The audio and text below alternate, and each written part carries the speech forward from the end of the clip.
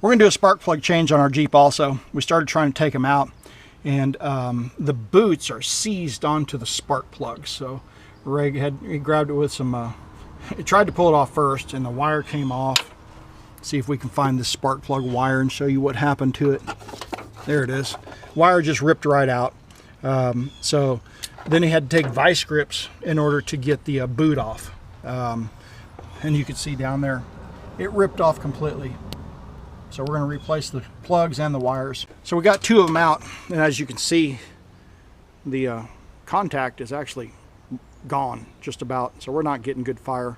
The actual burn is pretty good though. I mean, we're not seeing any oil deposits in there. It's got a pretty clean brownish burn, so that's good. If it was black, we'd worry.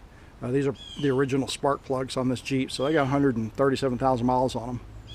All right, so he's got a spark plug wrench on there, and he's just gonna work that out. We actually broke it loose ahead of time, so you didn't have to see the struggle of it being in there and us fighting it. It really actually wasn't too bad. Also, make sure you use a socket made for a spark plug, because there is a rubber lining in there and it keeps you from breaking the ceramic around the top of the spark plug. The other thing the spark plug socket has on it is it's got a rubber boot in there, so once the plug's loose, you can pull it out with the socket just like that. There you go. All right, when you get a plug, you're going to want to check your gap.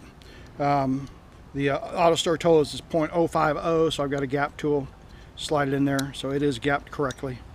And I already started doing, I'm going to put some anti-seize lubricant on the threads, work that in before we put it in.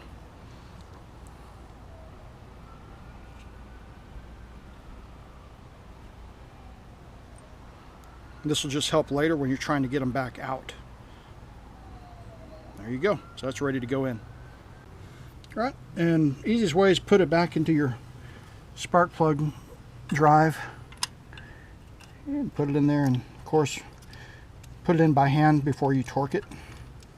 Okay, it's all the way in, and we'll torque it down here in a little bit when we get the other ones in. All right, once you get it in all the way, you're going to tighten it down with the wrench good. We're using a super long extension to get down there, make it easier. So as you can see, the contact on this is actually blown out quite a bit compared to the new one. Okay, so when you use the dielectric grease, basically you're going to squeeze some out. You're going to put some in the boot, and you're going to wipe some around the spark plug, the head of the spark plug, and you're also going to put some on the boot that goes onto the terminal. Okay, now we're going to go wipe some on the spark plug. Hopefully you'll be able to see this. Guys, it doesn't take a whole lot either. It's just enough to get it on there. You're going to wipe it right around the ceramic portion of the spark plug. There you go.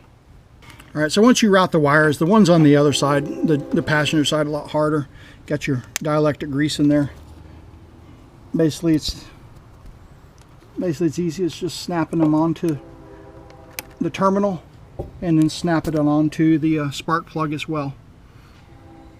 All right, now we're going to go ahead and start it up and be sure that we got the correct wires to each of the correct cylinders.